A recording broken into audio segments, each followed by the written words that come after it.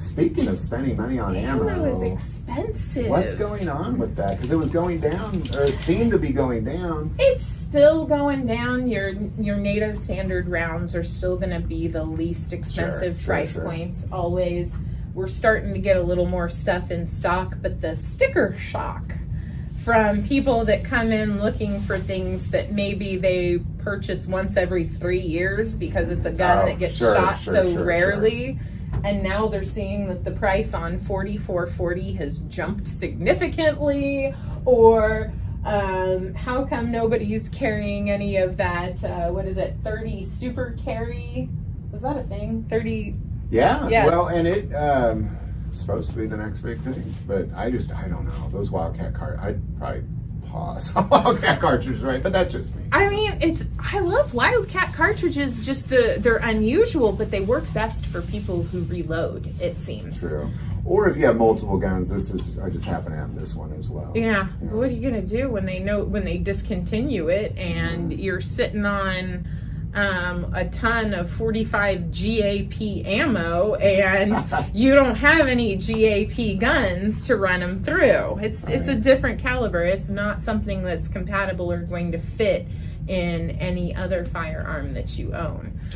So, well, regarding the ammo prices for a second, because we talked the last time about how they kind of, not a lot, but gone down a bit. Has that slowed, would you say? I think the prices are still going down. It's just you don't have a big selection to choose from. Mm-hmm. Like the prices are dropping, but you may see it on some of the brands that you're not as familiar with. Some people still come in and say, okay, well, I've never heard of this brand PPU, or I've never used PMC, I've never used Cellier and Below. Tell me what you know about MagTech.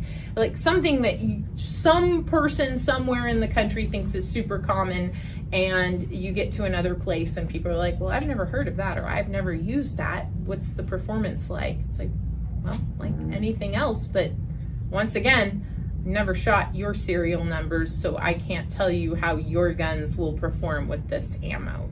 It's until you take it out and see, you might find something that works great at a cheaper price point, or maybe not cheaper. Let's go for reasonable price point. Less than before, but way more than 2019. Yes. And there's still some stuff that is hard to find. We're still having some issues turning up reliable supply of 410 ammo.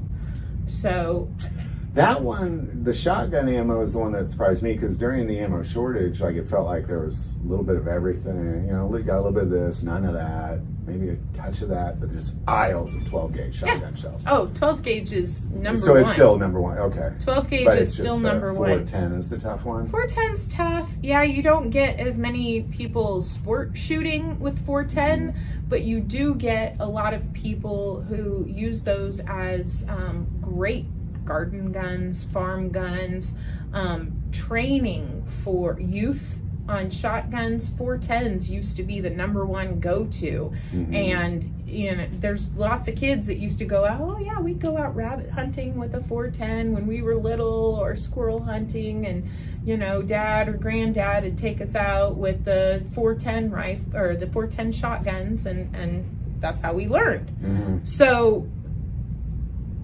not having some of these ammos is really putting a damper on training the next generation. And you might want to look for the ammo first before you start looking around for the firearms, just to see what's available. That's actually a very good lesson to learn, unless it's just a NATO standard kind of thing. Yeah, well, 410's not entirely standard yet. Maybe. I don't know.